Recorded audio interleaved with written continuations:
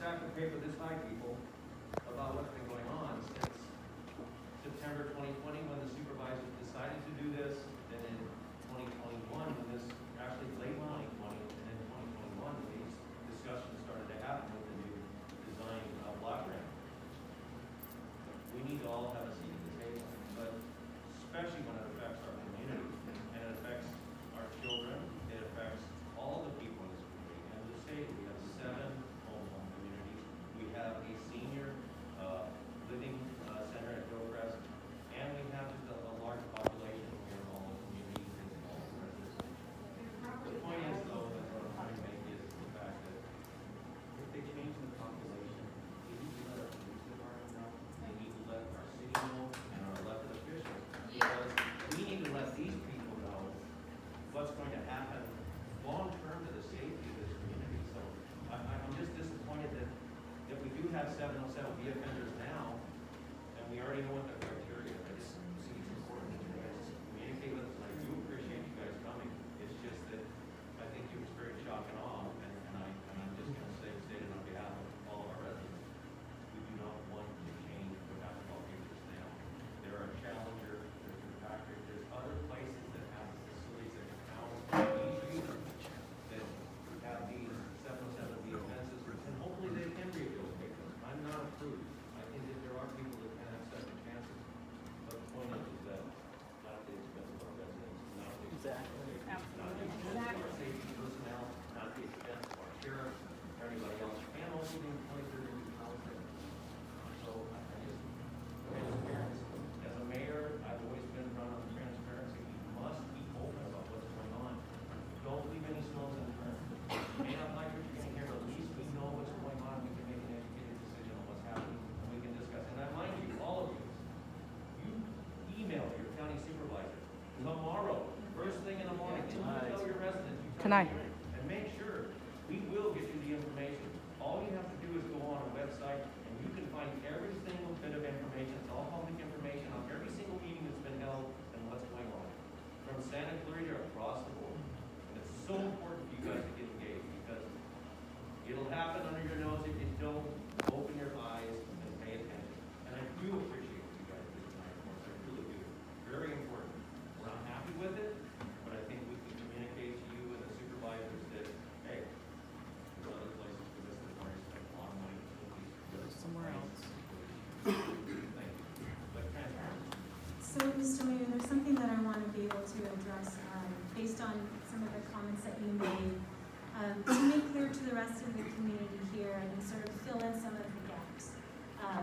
And also, I will give you all my card. Feel free to email me, because I am the one that the supervisor, that advises the supervisor and consults with her on justice matters. I have a bunch of them here, so feel free to email me. I'm throwing it out there with you all, okay?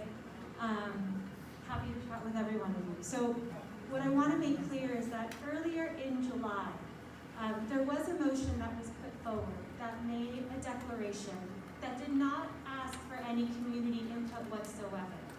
And Supervisor Barger saw that motion come forward and realized that it was a horrible idea because the community was not asked for any input. The community did not have a chance to voice their concern.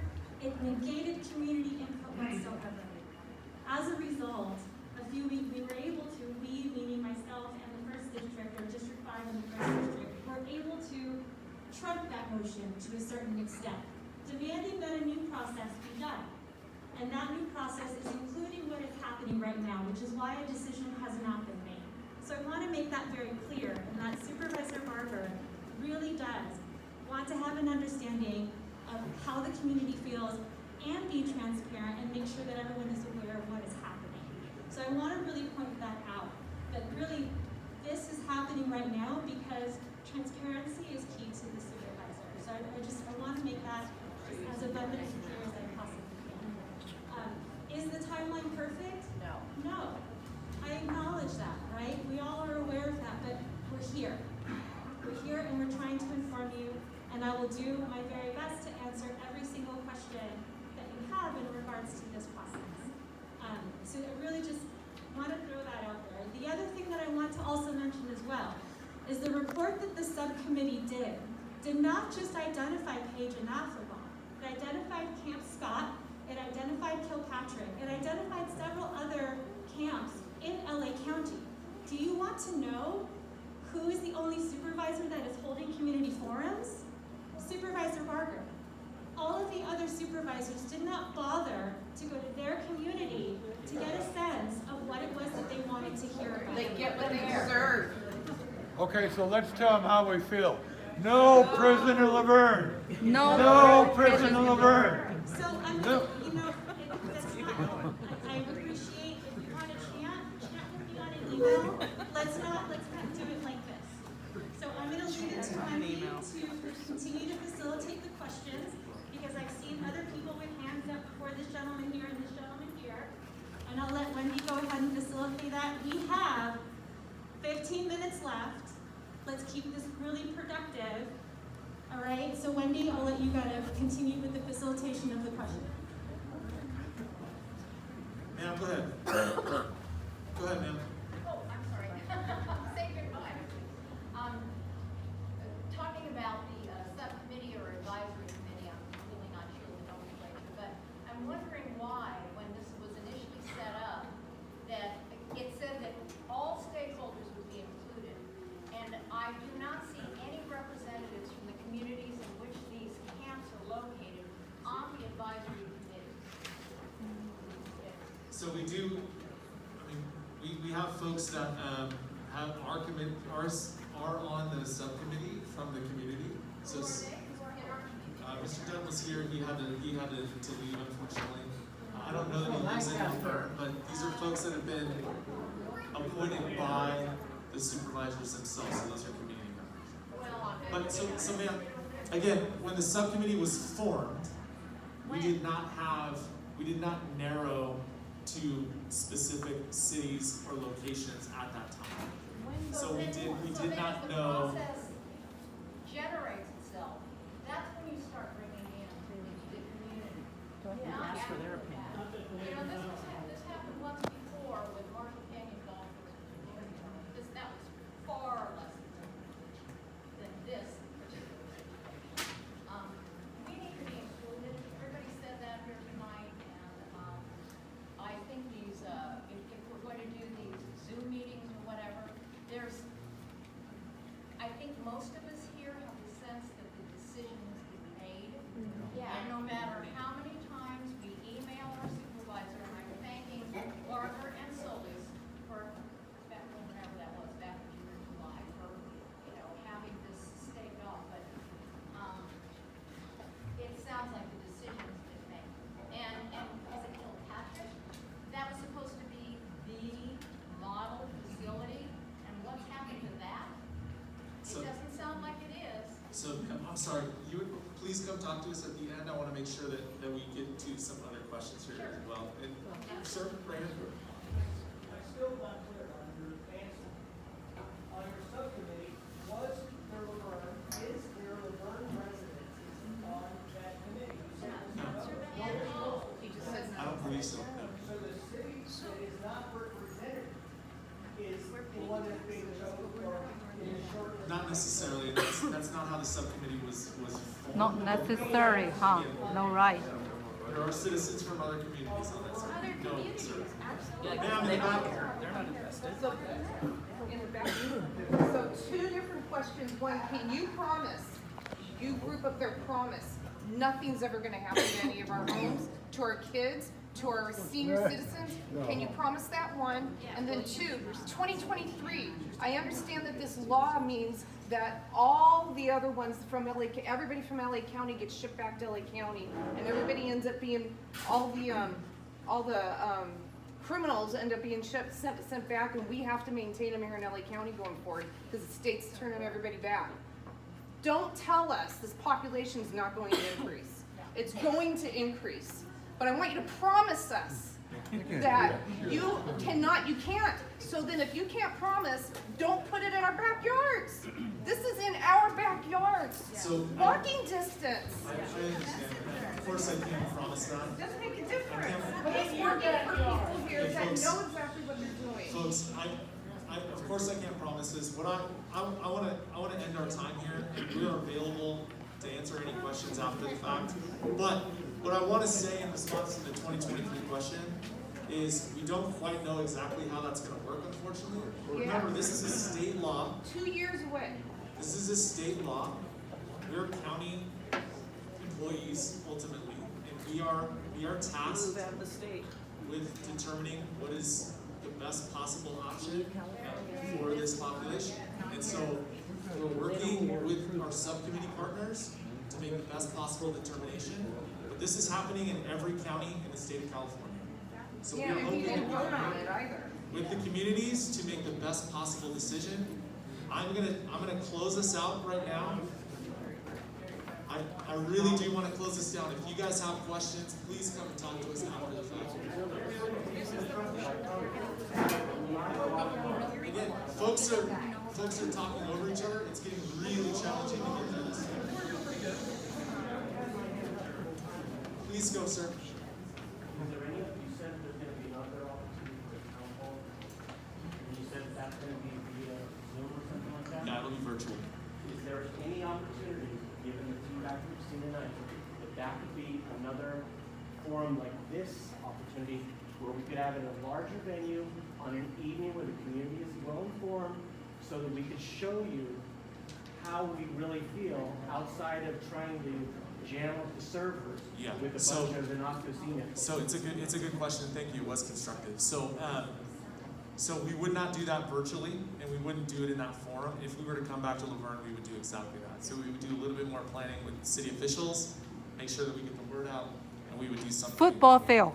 Football field. On that front, and we're willing to do that. Sir, there's a question there. Can we get a commitment from either you or the good lady representing the coroner's office that you will take it back to the subcommittee and recommend eliminating both Apple and Page from the evaluation and inspection process?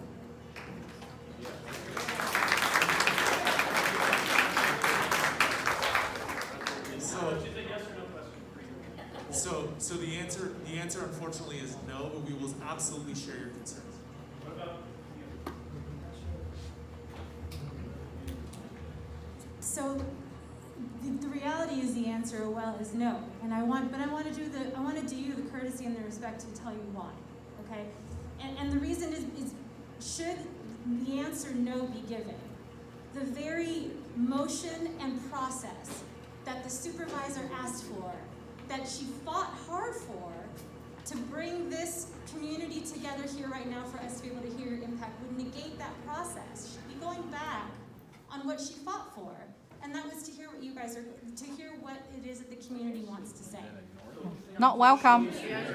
Not welcome. So you can't even go back to Captain Barger and say, hey, this town's very concerned. I would recommend that we're going to look somewhere else. So that's not to say that I will not absolutely convey to the supervisor everything that has happened, all of the notes that I've taken, all of the concerns that the community has. Of course that's going to happen. In fact, I'll probably get on the phone with her when I'm on my way home tonight to let her know, what the community has said.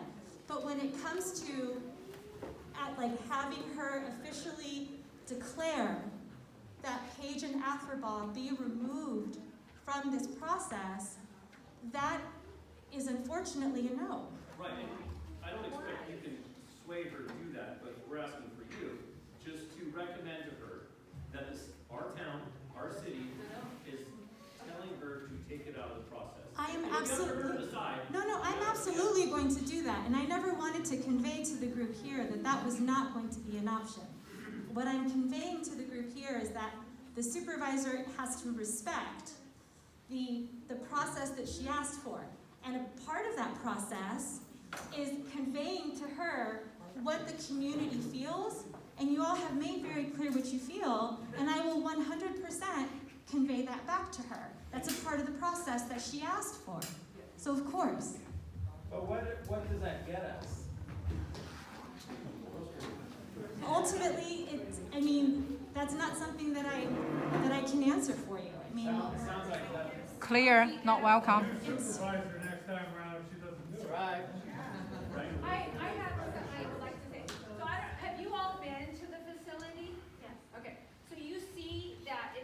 but residential streets, okay, that you're driving through. So I'm picturing my 16-year-old daughter taking a walk on the same streets that these family members of murderers and rapists, and we all know that sex offenders and rapists are normally come from having been offended as young people by those same family members, and they're driving through my streets, driving by my daughter to go and visit. And $24 million is not even going to touch what really needs to be there, and you guys know that. So here's my question. Why not find a facility that is not a mile and a half from the school, a mile from a park? Okay, this is not a secure school. If they escape, we're like, that's such danger. So do you have a facility that has a more rural, remote area that if there's escape, there's room to find the Lancaster. So in order to answer your question,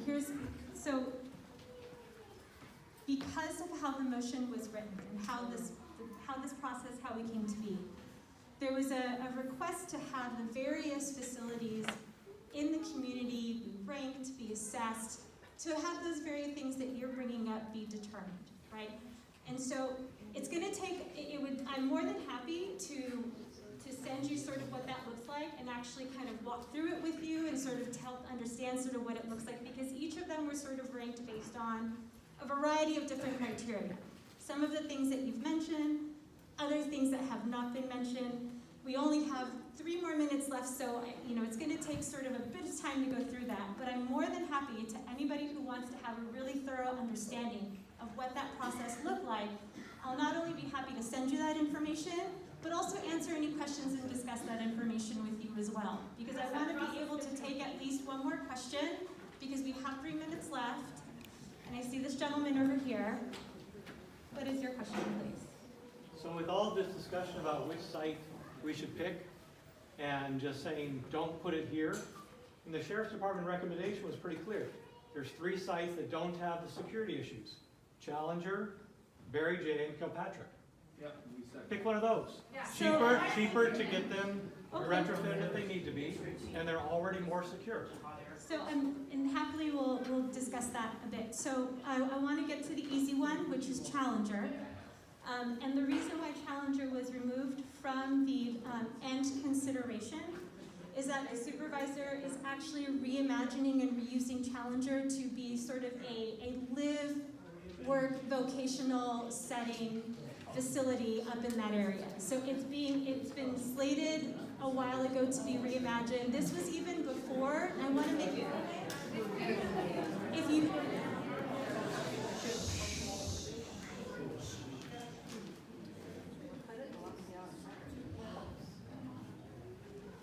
so that happened, that decision happened before any of this process began. So just transparency-wise, it happened before that began. With regards to Barry J, and with regards to Kilpatrick, they're not off the table. They're not off the table. So it's not that they're being discontinued or discredited, they're not off the table. So with that, the time has concluded. I'm more than happy again to answer any questions that you all may have. I really want to thank you all for being here. I want to thank the Probation Oversight Commission for their time.